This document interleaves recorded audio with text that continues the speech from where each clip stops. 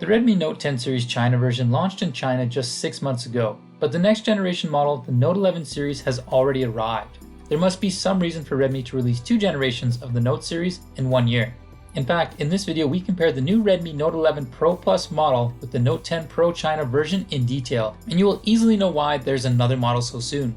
But before we begin, don't forget to subscribe to our channel because we are giving away a Note 11 Pro to one lucky viewer who subscribes to our channel.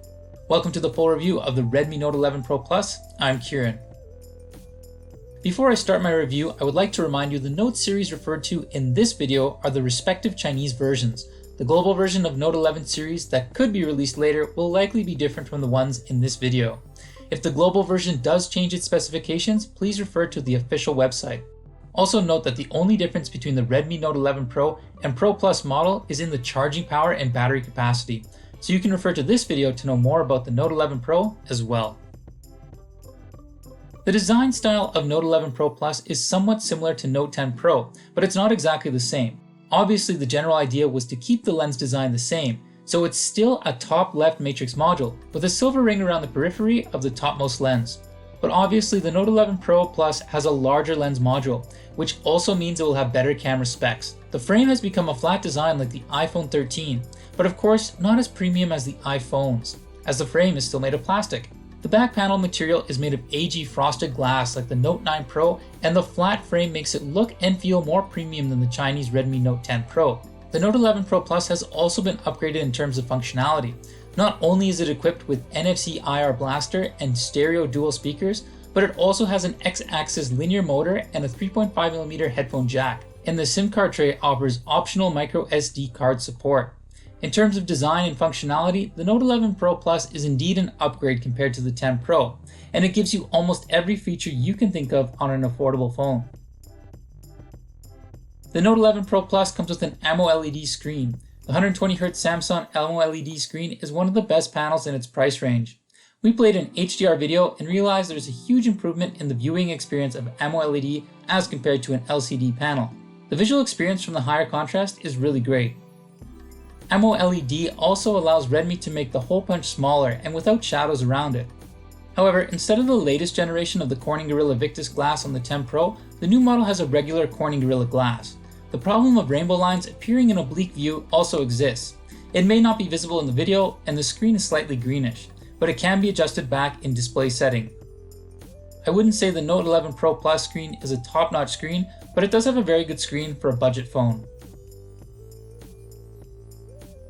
While in the design department, the new model shines. The Note 11 Pro Plus is not an all-around upgrade compared to the Note 10 Pro. It also has downgrades in some departments, such as the processor.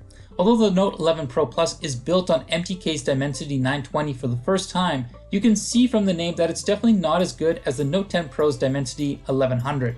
In Antutu benchmark, the phone gets 484,708, and 3D Mark around 2,099, and a Geekbench 5 single core around 734, and a multi-core test around 2,174.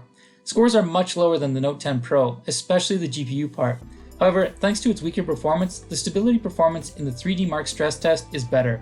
PUBG can only be turned on at extreme frame rate with smooth graphics, and as you can see from the frame rate graph, PUBG can still run smoothly despite its low performance.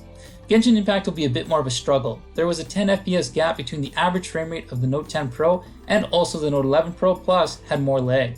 Although the gap between Bright Ridge's average frame rate was 6 FPS, both phones' frame rates fluctuated a lot and the experience was not very good.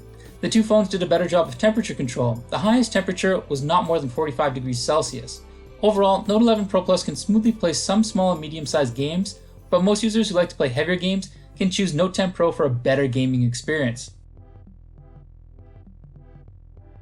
As a rule, the Note 11 Pro Plus, which went back to the HM2 sensor, should be much better than the Note 10 Pro, but in reality, it's not. Most of the time, the Pixel 9-in-1 HM2 sensor did not show its advantages at all. There is no significant difference between the Note 10 Pro and the Note 11 Pro in terms of dynamic range or clarity, and the color tends to be cold. AI image sharpening is also not as strong as the Note 10 Pro. Both phones sometimes have abnormal exposures in the night mode. There's an underexposure problem compared to normal mode photos. The most shocking thing to me was that this photo taken with the 108 megapixel mode does not look like a photo taken with the native 108 megapixel sensor. Not only is it much blurrier than the Mi 11's 108 megapixel photos, but it's not even as sharp as the 64 megapixel Note 10 Pro. No doubt, the Note 11 Pro Plus has a better main camera sensor than the Note 10 Pro, but clearly its potential is yet to be realized. Let's just hope Redmi can optimize the camera as soon as possible. Also, most of the time, there isn't a big difference in the ultra-wide angle lens of these two models. The only difference is in the optimization of the dark areas. The Note 11 Pro Plus likes to brighten up the dark areas, which of course leads to an increase in noise. This is the case in both night mode and normal mode. Other than that, they are both at the average level of a budget phone.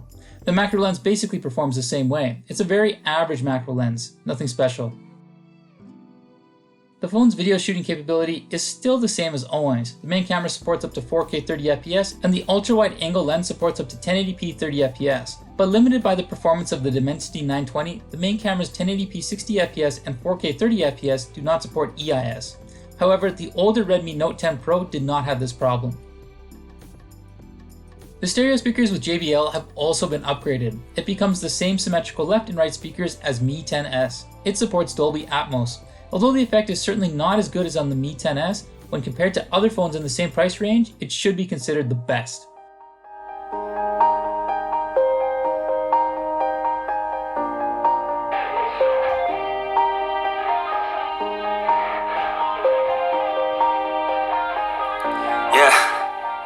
Everybody knows that I'm breaking down. Everybody knows I ain't faking now. Everybody knows my heart's faking now. Yeah, she hates me now. I made mistakes, but now I don't ever wanna be alone. I don't really ever feel at home. On my own, in the zone. That's the only way I know. Feeling low, about to blow back up. Here I never let the doubt creep in. Gotta pop a couple more aspirin. I don't think I'll ever let you in. Easier to break it off best friends. I don't really understand myself. I don't really understand, need help. I don't wanna be left on the shelf. Couldn't even hear me if I yelled. It's so cold outside. I'm alone, I'm alright. It's so cold outside. I'm alone, I'm alright. It's so cold outside. I'm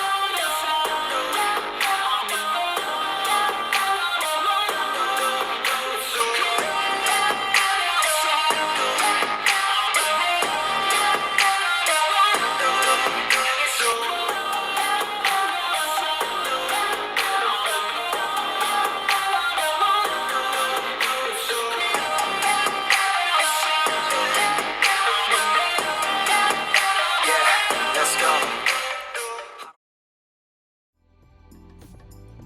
The Note 10 Pro's 67-watt charging power is already very fast among phones in the same price range, and even many more expensive phones don't have such a fast charging power.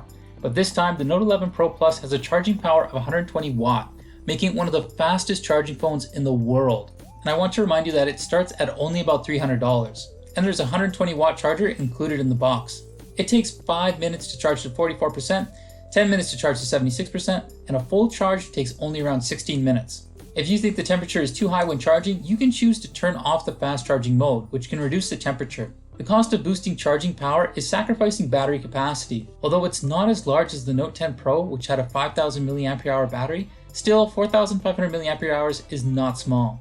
Half an hour of 1080p video consumed 5%, another half an hour of TikTok consumed 5%, 3 games consumed 5%, 8%, and 7% of power for 20 minutes respectively. If you are not satisfied with the battery life of Note 11 Pro Plus, you can choose Note 11 Pro, which only has 67 watt charging power but has a 5160 mAh battery. As to why the Note series got 2 models in a year, in fact, Redmi's general manager, Mr. Liu, had explained this on social media. He said, "One product cannot satisfy all users, and the only way to satisfy all users is through simultaneous sales of multiple products." Redmi has actually made a clear distinction between the Note 10 Pro and the Note 11 Pro Plus. The older Note 10 Pro is for those who like stronger performance but don't mind slightly weaker performance in other areas, while the Note 11 Pro Plus is more for those who don't care about performance but require an overall strong profile. For example, with a better AMOLED display and faster charging, I think the Note 11 Pro is more like an iteration of the Note 9 Pro. So if you like the Note 9 Pro, then you'll like the Note 11 Pro Plus even better. Finally, I'd like to remind you that we have a giveaway campaign going on for the Note 11 Pro. Subscribe to our channel, and if you are lucky, you could win a Redmi Note 11 Pro. Don't miss this opportunity. This is Kieran from Gizmochina, and we'll see you next time.